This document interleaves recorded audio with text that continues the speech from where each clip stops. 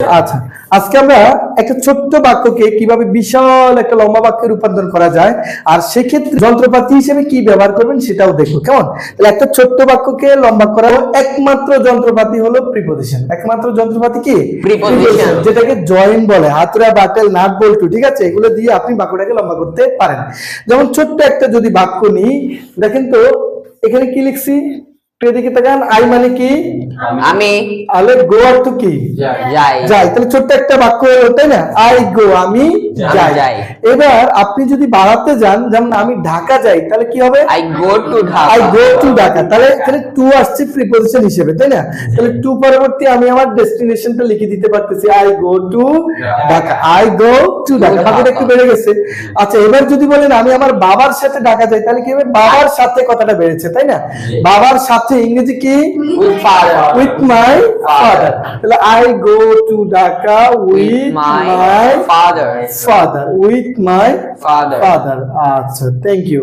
এবার যদি বলি আমি বাসে চড়ে যাই, বাসে চড়ে যাই, তাহলে বাসে চড়া বা বাসে করে ইংরেজি কি? By bus. By bus. Very good.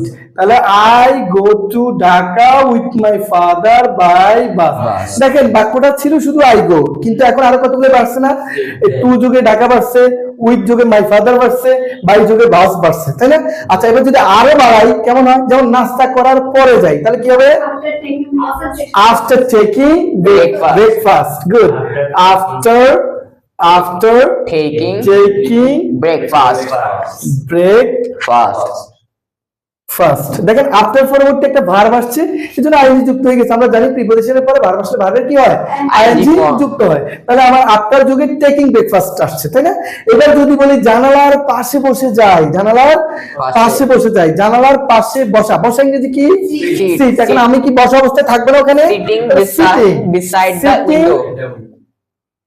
Sitting beside the window. তাহলে আমার বিসাইড যুগে কি পাচ্ছে?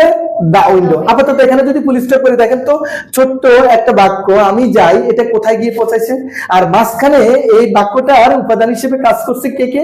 বাড়ানোর জন্য যেটা দরকার সেটা ছিল কি? Preposition. To, with, by, after, beside, তাই না? এগুলো বাক্যের নাট বল্টু হিসেবে কাজ করছে। তাহলে আমরা আজকে শিখলাম কি? প্রিপজিশন যোগে একটা বাক্যকে কিভাবে লম্বা করা যায় বা বড় বাক্যে রূপান্তর করা যায়। I go to Dhaka with my father by bus after taking breakfast sitting beside the window. কত বড় বাক্য হয়ে গেছে না?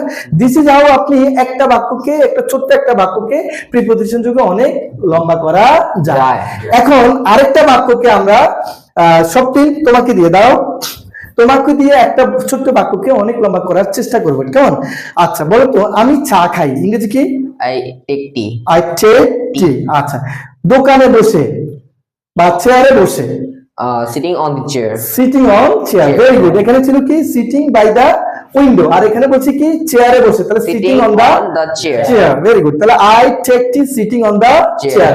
আমার বন্ধুর সাথে With my ফ্রেন্ড। গুড। এখানে উইথ যুগে মাই ফ্রেন্ড আসছে। With my friend. সন্ধ্যাবেলায় in the afternoon. সন্ধ্যাবেলায় In the ইভিনিং। তাহলে ইভিনিংটা পাচ্ছে ইন যুগে। তাহলে একটা লম্বা বাক্য হয়ে গেল। I take tea sitting on the chair with my friend in the evening. Very good. This is how আপনারা অনেক বাক্য লম্বা করতে পারবেন। কি যুগে? প্রিপজিশন যুগে। প্রিপজিশনকে বাক্যের কি বলা হয়? নাট বল্টু। কি বলা হয়? নাট বল্টু। Thank you everyone. আপনারা যারা ভিডিওটি দেখছেন তারাও আশা করি বুঝতে পারছেন। এভাবে করে আপনারা অনেক বাক্য প্রিপজিশন যুগে ছোট্ট থেকে লম্বা করে ফেলতে পারবেন। আবারও ভিডিওটি দেখার জন্য অসংখ্য ধন্যবাদ জানাচ্ছি। বাই।